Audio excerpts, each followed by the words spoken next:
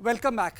We had showed you numbers from all the states, but the key state, which I said desert, and when Krishna was laughing at me, was Uttar Pradesh. When I say key state, it doesn't mean that it's the most important state, but what it means is that it's a state which can make or break a party, which has consolidated itself. And please remember that Uttar Pradesh is one area, one state where BJP started its journey from.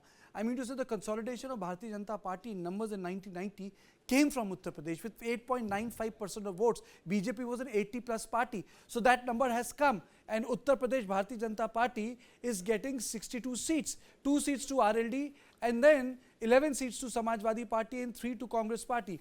So in a way the Bharatiya Janata Party has, I wouldn't say that it hasn't done poorly. It is a repeat performance, Karthikeya. It's a repeat performance with Congress getting 2 extra seats. Yeah. Congress is getting 2 extra seats. So that is something which is very, very important. One. And second, Samajwadi Party is there, which means in eastern Uttar Pradesh, Samajwadi Party has done well for itself. So I would say that with these numbers, Krishna, it's a status quo for Bharatiya Janata Party. Absolutely. Status quo. You know, they have not increased. And RLD gets 2 members of parliament. I think Jan Chaudhary should be happy, man. Your take. I would say that, Karthikeya, day before yesterday you were asking me this question, just tell me what is the number. Just tell me whether it is plus 62 or minus 62. I said 1 or plus 1 minus would be the scenario. It has turned out to be exactly the same. I think this number would be hugely disappointing to Bharatiya Janata Party, because this number means that nothing has done or worked for them as far as Uttar Pradesh is concerned. The Ram temple consecration, which was for a couple of months, looked like it will take BJP alone to 75 plus seat.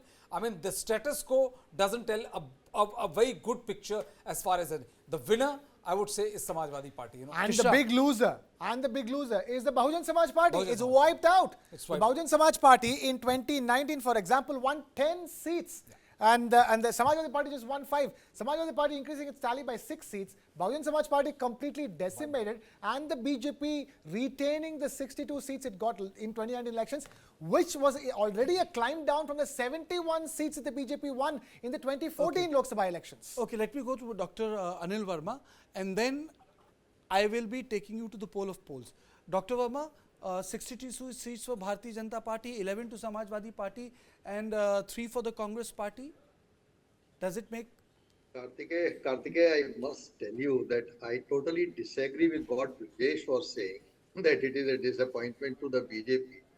Probably those who know Uttar Pradesh, they would appreciate that a state like Uttar Pradesh, where the BJP was, not expected to do so very well, because the Samajwadi Party had done extremely well in this election, and that you can see in the predicted figures that they have more than doubled their seat shares.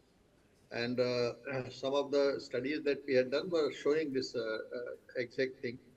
So I am very happy to see the numbers that you are displaying, because these are the numbers that we had anticipated. It is on dot actually. And what we were all expecting is that the BJP vote share hasn't suffered any depletion so far as the 2019 is concerned. The BJP vote share continues to be stable. There is, in fact, a very marginal depreciation in the vote share of the BJP this time. But what has puzzled everybody is the behavior of Mayawati. After the first few phases in the Western UP, where Anand was, doing very well so far as the consolidation of BSP was concerned, but suddenly he was called back, and thereafter the Mayawati entire thing got derailed. But you would be surprised. End of the road for Mayawati, sir? Is it end of the road for Mayawati? That's very difficult to say that what her strategy is, and you can never say the end of the road thing for any political party, and especially Mayawati. What are her game plans for the future? So she is a good, successor in Akash. But that's for the future to decide whether it's the end of or opening of the new road. But what surprised the people of Uttar Pradesh is that in spite of the Mayawati backtracking, the hardcore Jatavs of Mayawati, they have voted the BSP candidate, and they have tried to make this fight a little interesting in Eastern Uttar Pradesh at least. So this figure is absolutely according to our expectation, and I'm very happy to see your Absolutely according to the expectation. Let me just break the big picture. This is on screen. NDA is getting 342 seats. India is getting 166 seats. Others are getting 35 seats. We are calling out the election. BJP is winning. NDA is getting 342 seats. India is getting 166 seats. Others are getting 35 seats. BJP is 300 plus. Congress is 60 plus. And others are the remaining parties which are there. Krishna,